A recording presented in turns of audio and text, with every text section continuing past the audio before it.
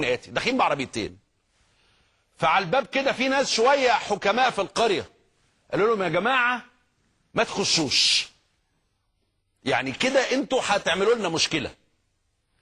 واصروا دخلوا. اول ما الولد وصل بيت الاربعه المقتولين كانت القريه كلها عرفت. اتضرب في الوقت ده، ما كانش في حد بيصور. الوقت الاولاني ده محدش شايف حاجه بقى، الامن مشي وهم منهم ليه. وتم نقل الشاب الى المستشفى، وقصه المستشفى دي عليها مليون علامه استفهام هتفهمها بكره. وتعود مره اخرى ان انت تروح للشاب ده وتخرج بيه. هل بقى اتقتل في المستشفى؟ ده الكلام ده الكلام اللي اتقال انه دخلوا المستشفى واخدوه وجرجروه. ما فيش حد عنده معلومه بقى. ما هو اتقتل، هو اتضرب في المكان الاولاني. لا مكان الجريمه. يا احمد اتقتل فين؟ ما كانش مات يا عم، خلاص ده مؤكد. طب في المستشفى نقلوه عشان يتعالج. اتقتل في المستشفى؟ دخل المستشفى، طعنوه في داخل المستشفى. ما حدش عارف بقى. انا بقول لك انا بقول لك مين اللي قتله؟ ما هو دخل المستشفى، بقول لك دخل المستشفى يا سيدي. ايوه يا سيدي. مين هو اللي دخل المستشفى ده دخلوا مثلا مغمين، غموا الناس؟ أيوة. نيموا الناس كلها؟ ولا ده في حراسه يا اخي؟ ده الامن حاطط حراسه عليه، 2 عساكر كانوا واقفين على المستشفى. يا اخي ما كانش فيه مشي وجري وكله خير. عينوا حراسه بقول لك هناك في المستشفى جوه المستشفى وبره المستشفى، ما حدش عارف. انما احنا اللي عارفينه مين اللي مثلوا بيه.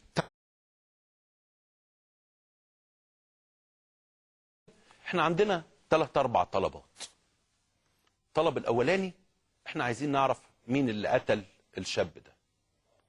الطلب الثاني احنا عايزين نشوف التقصير الذي حدث من جانب الامن اللبناني ومعرفتهم معرفه كامله ان هذا الشاب داخل منطقه خطر، وكانوا باعتينه. وعلى فكره اقول لكم على حاجه، يمكن الشيء بالشيء يذكر. ساعات احنا بنستغرب من اجراءات امنيه للامن المصري ونقول انها مبالغ فيها، انما بنشوف حوادث زي دي بنفهم. فكره ان ينقل متهم جوه قريه وكل القريه تعرف ان هذا الرجل هو الذي اتهم بقتل طفلين و2 مسنين وكان قد اغتصب فتاه منذ شهرين، طبعا الراجل ده كان هيتقطع. ودي مش نوع الحراسه اللي ممكن ننزل بيها لشاب بهذا الموضوع. نمره 3 عايزين نفهم لماذا لم تكن السفاره المصريه حاضره في التحقيقات. هذا هو، وعلى فكره ده تقصير دائما في السفارات المصريه. عندما يتم القبض على مواطن فلبيني ياتي سفير الفلبين ويكون في مواطن من السفاره الفلبينيه، هندي، موريتاني، اي جنسيه، ما عدا المواطن المصري لا نجد من يحضر معه في التحقيقات. هذا المواطن لو كانت سفارته موجوده كان احيط بكل الضمانات الممكنه. احنا مش مهم، هو بعد كده يعدم. يعني الراجل ده لو قتل يعدم، والراجل ده عامل جريمه نقراء، وعمته قالت ان هو بتاع مخدرات وبرشاء، كل حاجه. يعني نحن لا نبرئه، هو ايضا قام بجريمه بشعه. ولكن السؤال المهم، لو بعد 5 ايام اكتشفنا انه مش الشاب ده هو اللي قتل الاربعه دول، هيبقى ايه الوضع؟ هذا الشاب لم تتح له اي فرصه من فرص حقوق الانسان ان يتم التحقيق معه، تحقيق في النيابه، ان يحضر معه محامي، أن يكون معه فرد من السفارة المصرية، أن يمثل أمام قاضي طبيعي، أن تتم محاكمته وأن يعدم. ده من حقه أن يعدم، ده من حقوقه أنه ارتكب جرم ويعدم. فاحنا عايزين نشوف، وعايزين نشوف سيادة النائب اللي طلع حرض على هذه المسألة. احنا لسه عندنا قضية هنا فيها تحريض فاهمينها كويس. النقطة المهمة اللي أنا بفكر فيها النهاردة، كل الناس تتحدث وهنشوف الصور، وارجوكم الناس اللي ما بتحبش، يعني اللي ما تقدرش تستحمل صور بشعه، الصور اللي جايه دي اللي هتشوفوها بشعه جدا جدا. هل سيتم القبض على اهل القريه؟ يعني سياده النائب علوش دلوقتي كان بيتكلم ايه على انه الناس اللي كانت قاعده وساكته. ما انت شايف واحد بيتقتل قدامك وساكت، فانت مجرم. القريه كلها كانت تشاهد. انا عايز اعرف هذه القلوب من أين أتت؟ يعني ده احنا لما نشوف واحد بيتضرب خلاص يا عم اتضرب، يعني كفاية.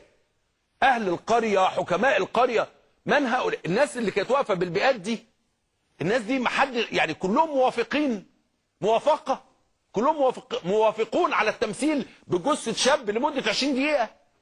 يعني ما فيش حد من الواقفين عنده ده. أنا شايفهم كلهم ناس مسلمين سنة طيبين، ما حدش قال حرام، قال خلاص مات يا ناس. ايه اللي انتوا بتعملوه ده؟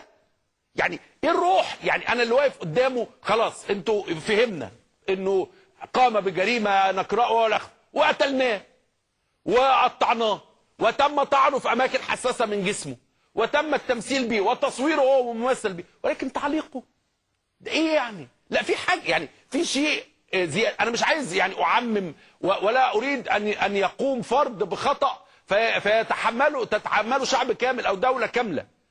يعني مهم جدا يا جماعه، لان انا دخلت لقيت على الناس على النت ايه؟ قال لك ايوه القضيه بتاع حزب الله، يا ريت الرئيس ما يقبلش الالتماس، يا ريت الرئيس يعدمهم. دي مالهاش دعوه بدي. ارجوكم ما تخلطوش الاشياء. لا،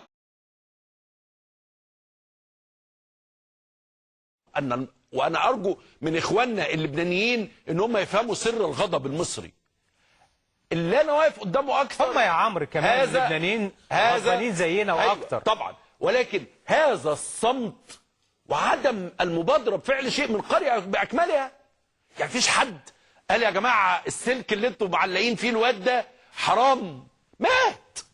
عايزين من مات؟ ده ميت واكل ضرب من اول ما اخواننا في الامن اللبناني سابوه لغايه ما راح المستشفى، لغايه ما طلع من المستشفى مات من زمان. ايه هي قيمه وما يدير الشاة سلخيها بعد ذبحها؟ يعني في ايه اللي هينفعكم؟ انا بس ده اللي انا واقف قدامه.